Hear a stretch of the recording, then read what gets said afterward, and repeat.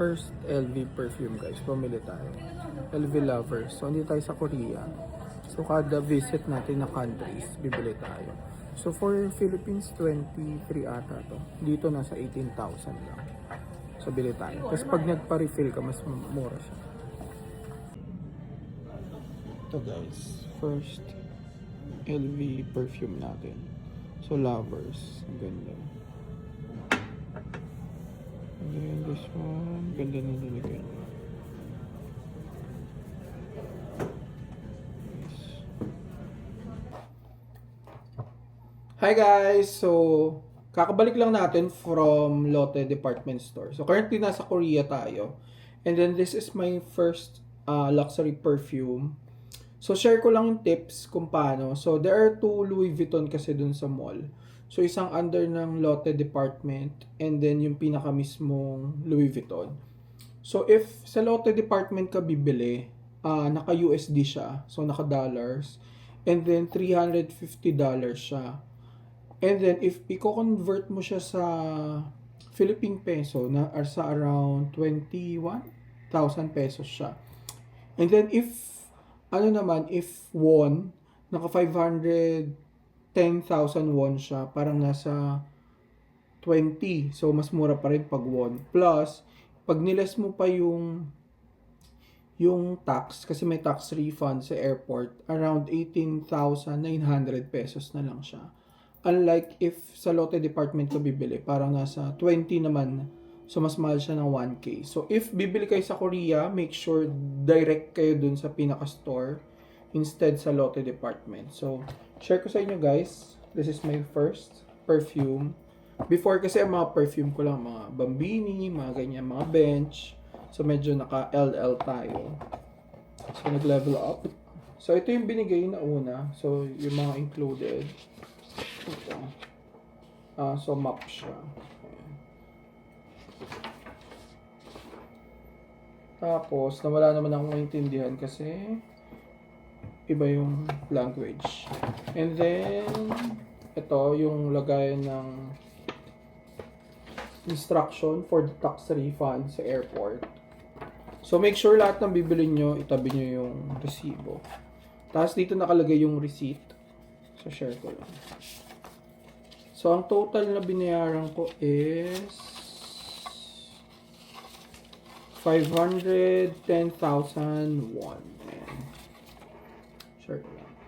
Tapos, ang magiging tax refund ko is parang 35,000 na ata yung... Ayan, ito. So, ayan. Try ka lang. Makikita ba yung ano ko dyan? Wala naman. Ayan. So, makikita dyan. Basta 35,000 won yung ano. Yung tax refund. And then, dahil wala pa akong account sa Louis Vuitton Korea, ginawa na ko nung SA. Tapos, before dyan, ay natanggal yung ribbon.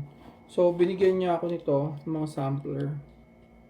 So, for this one, it's called, ayan, kayo na lang magbasa. Kasi hindi ko alam. Tapos, this one, ayan, so mga travel size. Not sure ilang ml to. 2 ml pala. Ayun, nakalagay. So, yung isang chuk-chuk. Gusto na. Ganon.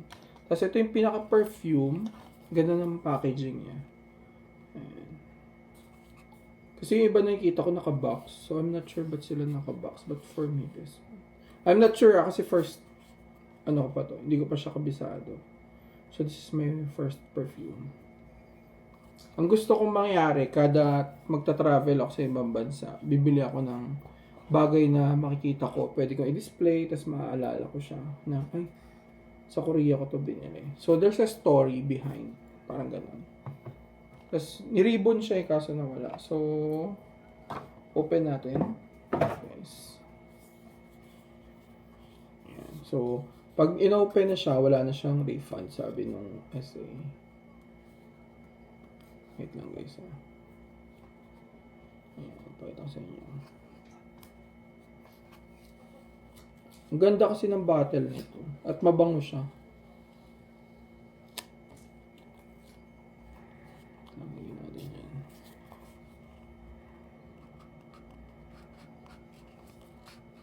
nabasag. Nabasag agad din, no? Ayan. So, na-open na natin. Ayan, guys. Oh. So, may iridescent siya na ano. Yung button. Ganda. Plus, mabango pa siya. Ayan, ganyan lang siya. Ito yung bottom part. Nakasulat ba? Meron naman. Ayan. Basta yun sa ilalim. Ayan, guys. So, I hope.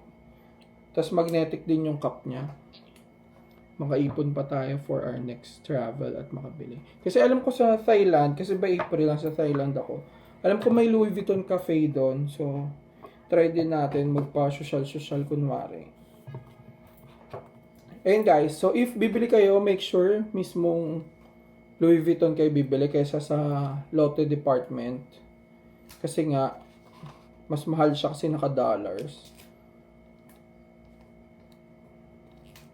Ayun guys. Tapos ang ginamit kong card dito is yung may cashback. So for sure, instead na 18,000 plus lang siya, may cashback pa ako na pamili. So yun guys, travel wise, spend wise. Bye bye.